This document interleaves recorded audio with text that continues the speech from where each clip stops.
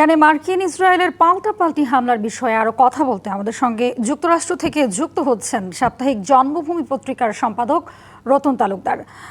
রতন তালুকদার, আপনাকে স্বাগত এবং সেই সঙ্গে জানতে চাইবো যে এই যে ইরানের উপর এবারের যৌথ হামলা থেকে যুক্তরাষ্ট্র ইসরায়েল আসলে কি লক্ষ্য অর্জন করতে চাইছে বলে আপনার মনে হচ্ছে?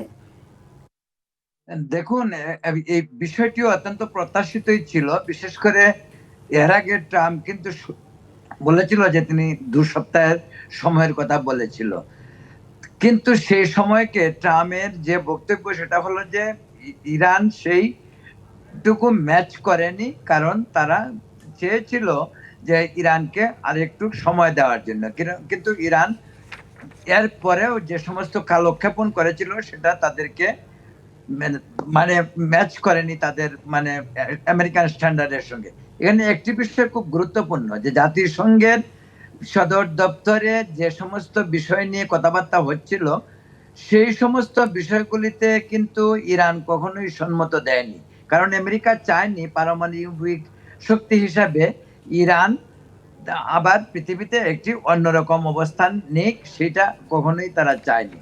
এখানে আরেকটি বিষয় উল্লেখযোগ্য, সেটা হলো আমেরিকান জনগণের মাঝেও কিন্তু প্রেসিডেন্ট ট্রাম্প নিয়ে অনেক ধরনের দ্বিমত থাকলেও অন্তত আন্তর্জাতিক ইস্যুতে আমেরিকান জনগণ কিন্তু ট্রাম্পের সঙ্গেই রয়েছে। এবং আমেরিকান মনে করে যেহেতু সন্ত্রাসীদের লালন পালন থেকে শুরু করে সন্ত্রাসীদের বিভিন্ন কর্মকাণ্ড আমেরিকান জনগণের নিরাপত্তা এবং আমেরিকার নিরাপত্তার জন্য হুমকি, সেহেতু সেই ঘটনাটি তারা এক বাক্যে সমর্থন করে যাচ্ছে। আরো একটি বিষয় খুব উল্লেখযোগ্য, ইসরায়েলের সঙ্গে আমেরিকার যে সম্পর্ক সেটা দীর্ঘ দিনের সম্পর্ক। সে সম্পর্কের কারণেই অনেকাংশেই শিয়া বাটার ও ভিটামিন সমৃদ্ধ লিলি বিউটি সোপ, তারুণ্যময় উজ্জ্বল ত্বকের জন্য। ইসরায়েলের সঙ্গে আমেরিকার একটা কি বলা যায়, সেটাকে বলা যেতে পারে যে এক গাঁটছেড়া, সেটা দীর্ঘদিনের, যে কারণে ইসরায়েলকে সবসময় আমেরিকা নিরাপত্তার প্রশ্নে অগ্রাধিকার দিয়ে থাকে, যেটি আমেরিকার এনি নির্বাচনে ইসরায়েলের ভূমিকাটা একটি গুরুত্বপূর্ণ ভূমিকা। আর বিশেষ করে ট্রাম্পের যে সোশ্যাল মিডিয়ায় যে তার লাইভে যে তিনি কথা বলছেন, সে কথাতে কিন্তু তিনি পরিষ্কার করেছেন। তিনি বলছেন যে আমরা যথেষ্ট সময় ইরানকে দিয়েছি, কিন্তু ইরান আমাদের। আচ্ছা, আরেকটু বিষয় জানতে চাচ্ছি আপনার কাছে যে এই যে রতন তালুকদার, আপনার কাছে আরেকটি বিষয় জানতে চাচ্ছি যে এই যে হামলা, এটি আসলে কতদূর গড়াতে পারে বলে আপনি মনে করছেন, এবং মধ্যপ্রাচ্য জুড়ে যে অস্থিরতা তা দূর করতে আসলে বিশ্ব সম্প্রদায় যথাযথ ভূমিকা পালন করছে কিনা আপনার কি মনে হচ্ছে? বিষয়টি এইরকম, এই বিষয়টি নিঃসন্দেহে গাজা এবং ইসরায়েলের যে যুদ্ধ, সেই যুদ্ধের মতো দীর্ঘ হবে না। ইউক্রেন বা রাশিয়ার যুদ্ধের মতো দীর্ঘ হবে না। এই যুদ্ধ অত্যন্ত কম সময়ের যুদ্ধ, যদি এটাকে যুদ্ধ বলা যায় আর কি।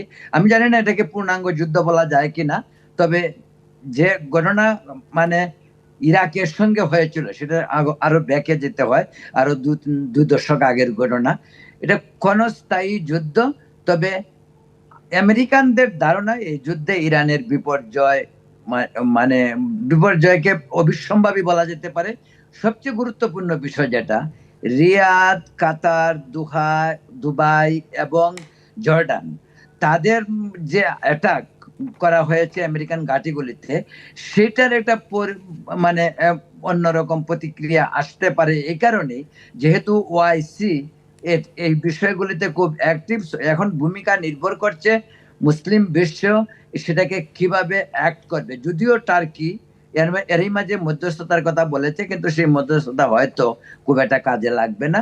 কিন্তু মিডল ইস্টের আজকের যে ভূমিকা, সেই ভূমিকার জন্য সৌদি আরবকে একটা গুরুত্বপূর্ণ ভূমিকা আপনাকে নিতে অসংখ্য হবে। ধন্যবাদ আমাদের সঙ্গে যুক্ত হয়ে কথা বলার জন্য। যুক্ত ছিলেন জন্মভূমি পত্রিকার সম্পাদক রতন তালুকদার।